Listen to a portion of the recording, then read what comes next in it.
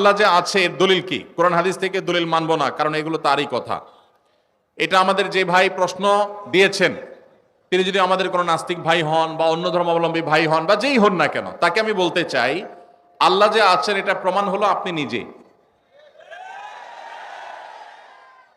আপনি আপনার লাইফটা কোত্থেকে পাইছেন? নেট থেকে ডাউনলোড করে নিছেন?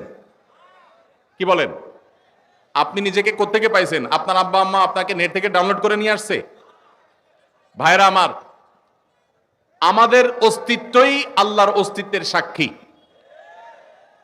আল্লাহ রাব্বুল আলামিন বলেছেন, ওয়াফি আনফুসিকুম আফালা তুবসিরুন, তোমাদের অস্তিত্বের মধ্যেই আল্লাহর অস্তিত্বের নিদর্শন আছে, তোমরা কি দেখো না? ভাইরা আমার, আল্লাহর এই বিশাল সৃষ্টি জগৎ, এই মহা সৃষ্টি, এত বিশাল সৃষ্টি জগৎ দেখার পরও যদি কেউ স্রষ্টাকে বিশ্বাস করতে কষ্ট হয়, তাহলে তার মতো হতভাগা আর কে হতে পারে? ভাইরা আমার, এই সৃষ্টি জগৎই স্রষ্টার অস্তিত্বের সাক্ষী।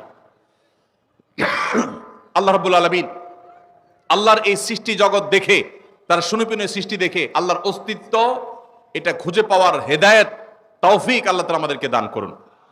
ভাইরা আমার, আমরা যদি আমাদের অস্তিত্বের দিকে তাকাই, আল্লাহ সৃষ্টির দিকে তাকাই, সূরা মুলকের শুরুর আয়াতগুলো যদি অনুবাদ সহকারে আপনি পড়েন, কোরআন জুড়ে আল্লাহ রাব্বুল আলামিন যে বলেছেন আল্লাহ রাব্বুল আলামিনের সৃষ্টি শৈলী নিয়ে, সেগুলো যদি আপনি অধ্যয়ন করেন, পড়েন, তাহলে দিনের আলো মতো পরিষ্কার হবে যে আল্লাহ রাব্বুল আলামিনের অস্তিত্ব এটা ওয়াজিবুল উজুদ, এটার অস্তিত্বহীনতা কখনো কল্পনা করা যায় না। এটা নিয়ে দীর্ঘ আলোচনা করার সুযোগ নেই, শুধু এটুকুই বললাম যে আপনার আমার সৃষ্টি, এটাই আমাদের স্রষ্টার কথা স্মরণ করিয়ে দেয়। কারণ স্রষ্টা ছাড়া কখনো সৃষ্টি হতে পারে? ছোট বড় এমন কিছু পৃথিবীতে নাই যেটা কেউ তৈরি করা ছাড়া আসছে। এই মাইকটা কেউ তৈরি করেছেন, এই পানির বোতলটা কেউ তৈরি করেছেন, এই কাগজটা কেউ তৈরি করেছেন।